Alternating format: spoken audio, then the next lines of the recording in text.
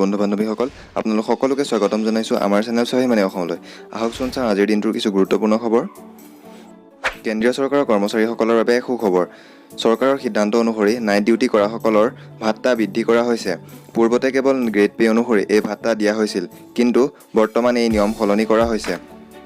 নিয়ম অনুসৰি যিকোনো কৰ্মচাৰীৰ কাৰণে ৰাতি 10 বজাৰ পৰা ৰাতিপুৱা 6 বজালৈকে নাইট ডিউটি বুলি ধৰা হয়।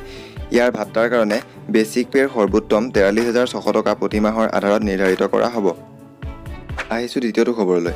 আনলক 3.0 দ্বাৰা সমগ্ৰ দেশৰ সীমাবদ্ধতাসমূহত কিছু শিথিলতা অনা হৈছে। ৰাজ্যতে ধৰি সমগ্ৰ দেশৰ স্কুল কলেজৰ ক্লাছসমূহ অনলাইন যোগে সম্পন্ন কৰা হৈছে।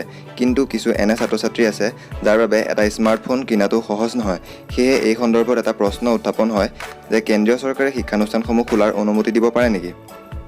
হিন্দুস্তান টাইমছত প্ৰকাশ পোৱা খবৰ অনুসৰি চৰকাৰে স্কুল খোলাৰ বিষয়টো অত্যন্ত গুৰুত্ব সহকাৰে বিবেচনা কৰিছে। ইয়াৰ লগতে মেট্ৰ' ৰেলৰ আৰম্ভ কৰাক লৈও আলোচনা কৰা হৈছে। তৃতীয়টো খবৰ আপোনালোকৰ বাবে অতি গুৰুত্বপূৰ্ণ, কিয়নো আগষ্ট মাহত প্ৰায় 12 দিন ধৰি বেংকসমূহ বন্ধ থাকিব পাৰে।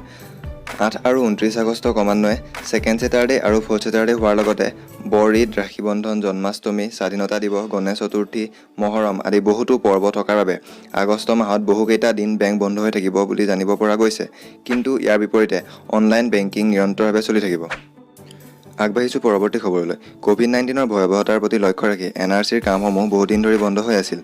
বৰ্তমান জানিব পৰা গৈছে যে অহা ছেপ্টেম্বৰ মাহৰ পৰা NRCৰ ৰিজেকশ্যন শ্লিপ ভেৰিফিকেশ্যনৰ কামসমূহ আৰম্ভ হ'ব। NRCৰ চূড়ান্ত তালিকাত প্ৰায় 19 লাখ লোকৰ নাম কৰ্তন হৈছিল। তেওঁলোকক কাৰণ দৰ্শাই হ'ব এই ৰিজেকশ্যন শ্লিপ। আগবাঢ়িছোঁ পঞ্চমটো খবৰলৈ।